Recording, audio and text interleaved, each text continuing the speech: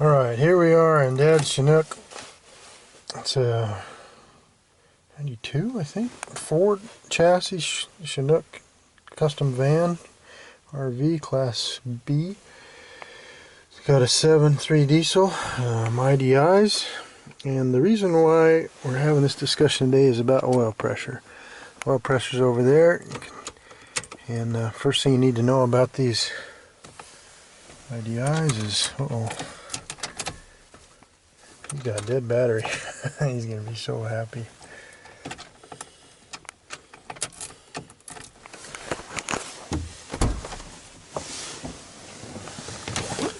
Hey, Dad. You got a dead battery?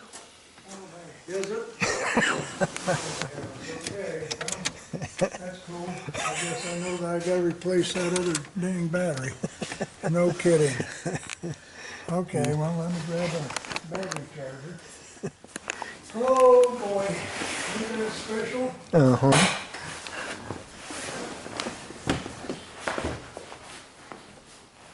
Take it.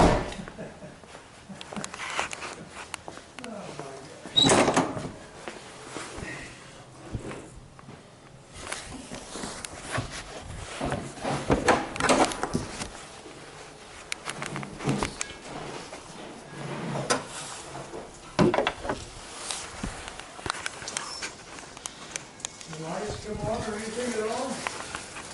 No.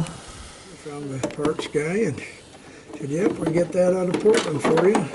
$150. That's for the little one? That's a non-standard battery. So take a look. And, what's better than having one battery? Yeah.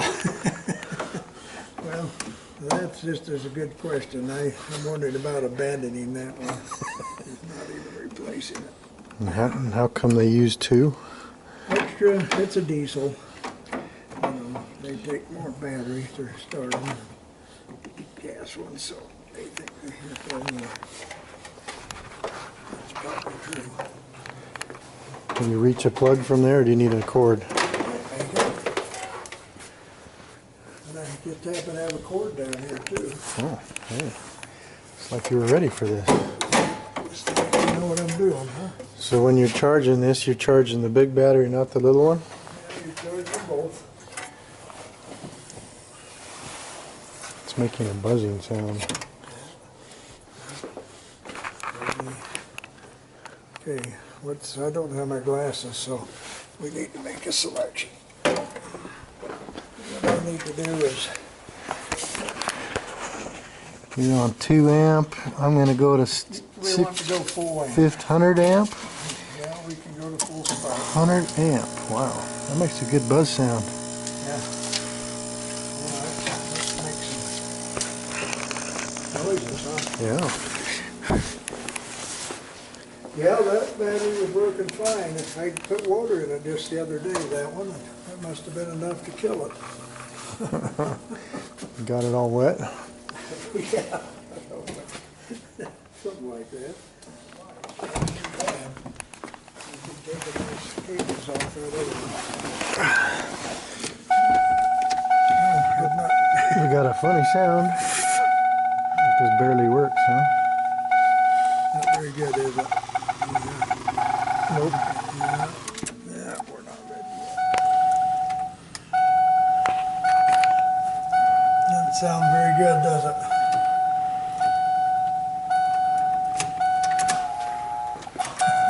Wow. You want lights on in case it starts? We got glow plugs. Yeah.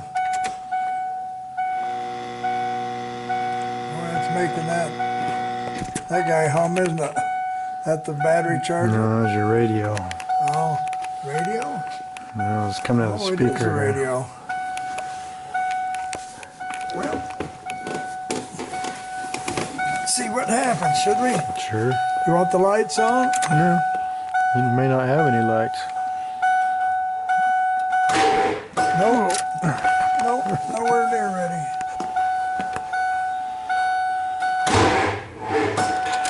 Better. Let's go in and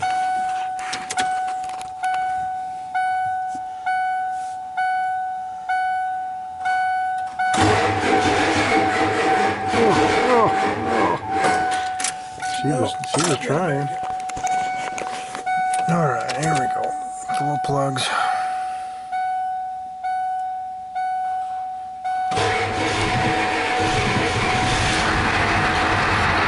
the oil pressure, here it comes.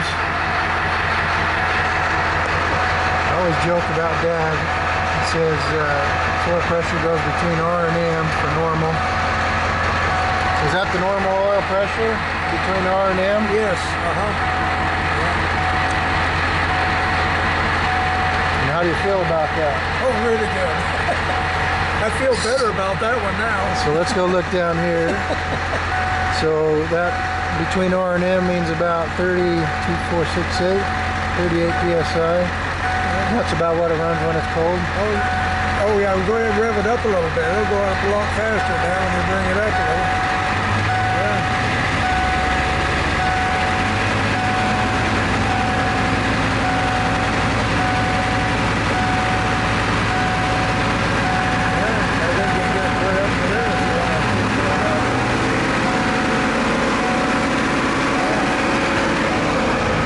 Here between R and M. Yeah, it's still normal. Oil pressure coming back down.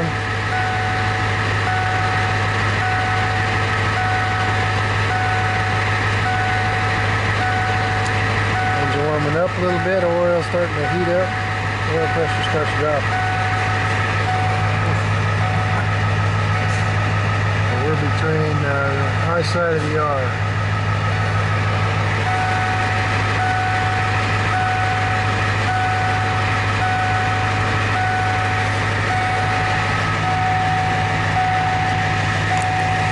Got the international diesel. Got, let's see, how many miles we got on this now? 333,464. It's pretty impressive.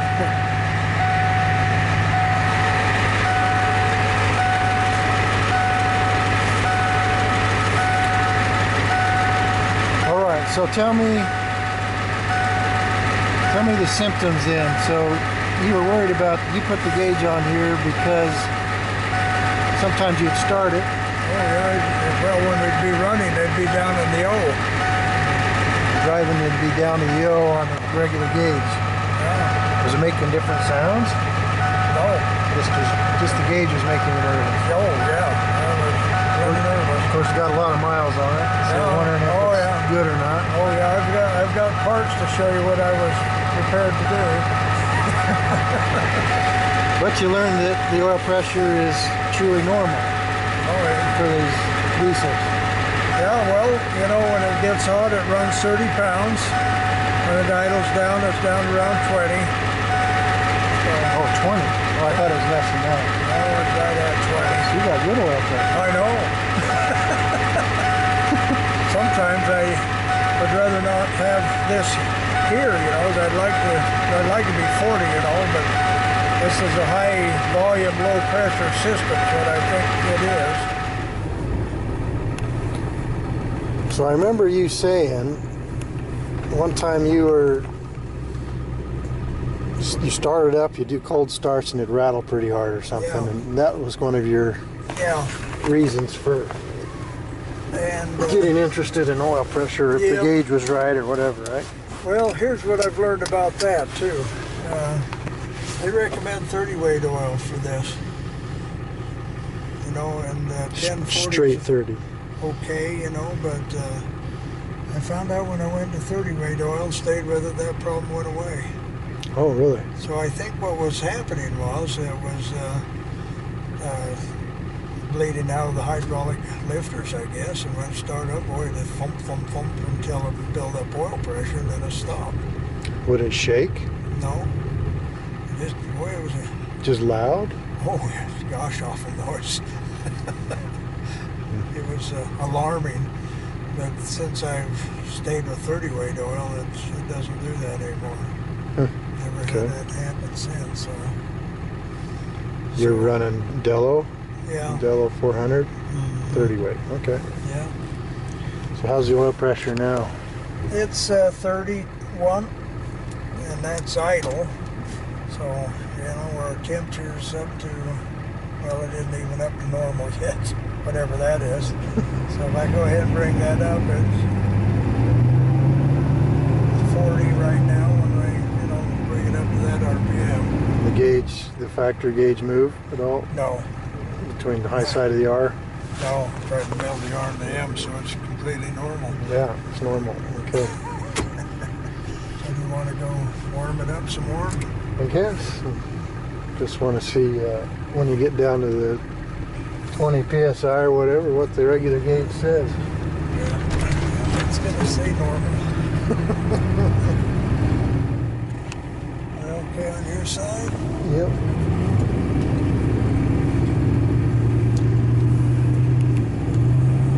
How much horsepower does this have? I don't know. I've got it in my phone. We'll look it up. I got the stats on it. Not much. It's like 140? Oh, something like that. It's pretty low. But like 400 foot-pounds of torque? It's got lots of torque that makes up for it. Like I said, I'd lot rather tow with this than I would with the GMC with more horsepower. Lock-in torque converter, you know. That's been the best thing that happened on this thing. Manually triggered lock-up torque converter. Yeah. Makes a good setup out of it. So I'm going up a hill right now. If I wanted to, you know, get it back in so it isn't a lock-up torque converter mode, I can control that.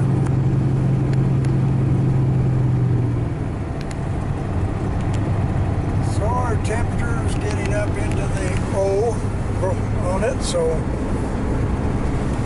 we're almost normal there. Temperature's normal? Well, so... No. It said no? Yeah, it's on the no part. Yeah. But true normal is between R and M? I guess. Straight up? Half and half, right?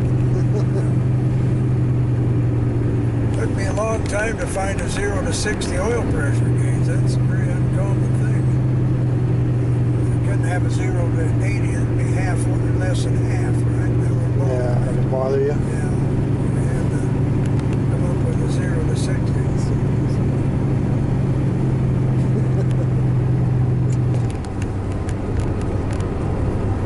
Okay, so you put the real gauge into it, and that's a real gauge. That's actually got the oil pressure pushing to it. Yep. Fully analog. Yep, fully analog. Yeah. Because your idiot gauge, we'll call it, The normal one? the normal one, was starting to read something different. It was starting to read abnormal, Yeah. meaning the O. Yeah, it was down to between O and R. So that triggered you to worry about it and go buy the gauge. Yep. And now you're not sure you should have bought the gauge. Because now you're not sure if you really like what you see. Yeah, it's it'd be nice to not have 20 pounds on side lane, right? Feel better to be normal the other way. Yeah. Other than, I guess, you've learned that these IDIs are IDI, UDU, Oh yeah. EDEs. What are these called? Oh, this engine? Yeah. Yeah. Oh yeah. I'm not sure now. That's a good question. We'll look that up. Yeah. When we get back. Okay. Anyway, the oil pressure truly is normal. That the gauge reads. Yeah. Okay. So it's not bad oil pressure at all. No, every now and again it does go down to O again, but it doesn't stay and come back up. So But the gauge doesn't ever change. I mean, it's consistent. it's consistent. The oil pressure is consistent. It's just you're reading the real thing instead of what the normal oil pressure gauge is telling you. Whatever they're doing on that, I don't know. Maybe they just change it once in a while to make you think it's real. Yes, it acts like an oil pressure gauge, right? Got to track it with the mileage or something and see if it changes every time every 1,000 miles it drops to O for a little while or something. Oh, So you're in overdrive with the torque converter locked no. up. Going 50, Yeah, 30 psi. yeah, 30 psi now. What does the factory gauge say? It's between R and M. Yeah, okay. It's normal. What are we doing on your side? It's clear on my side. Alright, and go now? Still clear, yep. Show me what it's got to 60. 60.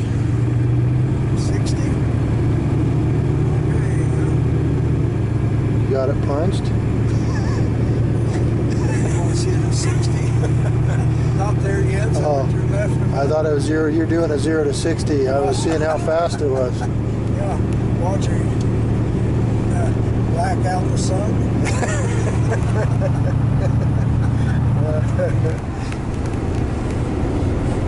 Okay, we're running 30 pounds at 60 miles an hour. You're in overdrive, locked Yeah, up. all locked up. Cruising. The idiot gauge says, Yeah, it's right between the R and the M. all right. Perfectly normal. Not only normal, but perfectly normal if it's between the R and the M. Yeah, Is that true? yeah. It just kind of makes you wonder how they did that. I wonder if that goes through a computer to Yeah. make that so it never changes. Idling, how much? A little less than 20? It's like about 18. Okay. Warm engine. What does the factory gauge say? Between the R and the M. Okay. So you're still at R and M now. What does the other gauge say? Yeah, The we're rear up gauge? 30, it's about 33 pounds or so. Yeah. Okay. Probably have more RPMs right now at 45, but not in locked up. Yeah, you're pushing it right now. Yeah, so we lock it up now, and we're now in overdrive and locked up. We're another 30 pounds. So you're probably, when you were revving it up there, I think 1,800 RPMs? I don't know. One thing about this outfit, there isn't any reason to ever over-rev it. It just doesn't. I don't know where the RPMs are. I don't have a tag, but there's a range on that thing. You might as well just shift it up because it just doesn't pull anymore. It just runs out of breath. It just converts fuel to black smoke. Yeah, that's right. That's right. Yeah, just making a little smoke. That's all we're doing. This is probably, I'm guessing, about 1,200 RPMs now, maybe. Yeah, maybe. Yeah. Yeah, in fact, I drive looking at the exhaust pipe. That's how I drive. Do you? I see See smoke, I just back out of it. back out. Or shift. When the smoke goes away, it doesn't do any help. So once in a while you can see smoke? You see any? I don't see any. You now? Barely. Is that right? A little bit. Oh, but you replaced the injector pump. That helped that quite a bit. Yeah. Yeah, that was a good thing to do. How many miles did the original have on it? 340,000 or so. Well, you only got 333 right now. 33. Whoops, better back off of that. Yeah. Probably 330, I guess. Oh, so it's almost new now. Give you some wrong numbers. I'm trying to drive and read the gauge. And we're going to stop and analyze that a little better right now. So, okay, let's pull over and we'll put it into neutral.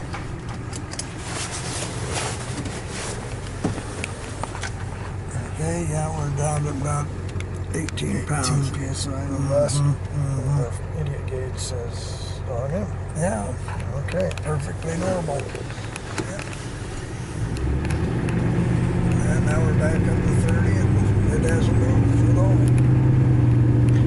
When you change the oil and you start it up, does that gauge tell you that it doesn't have any oil pressure Oh, per second?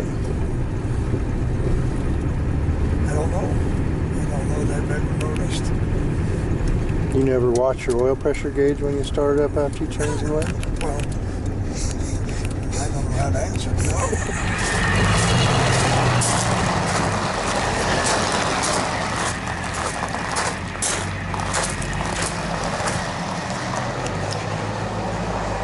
Black diesel oil. I'll show a big black spot on the wall. That's probably too much light to do.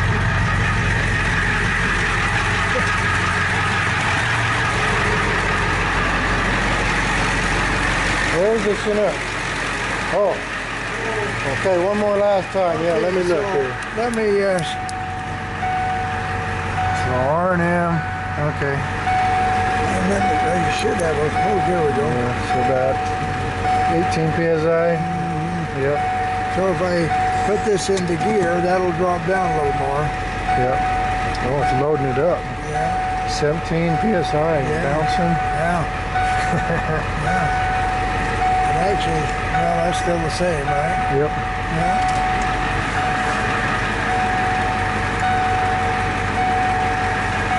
Yep. There it is.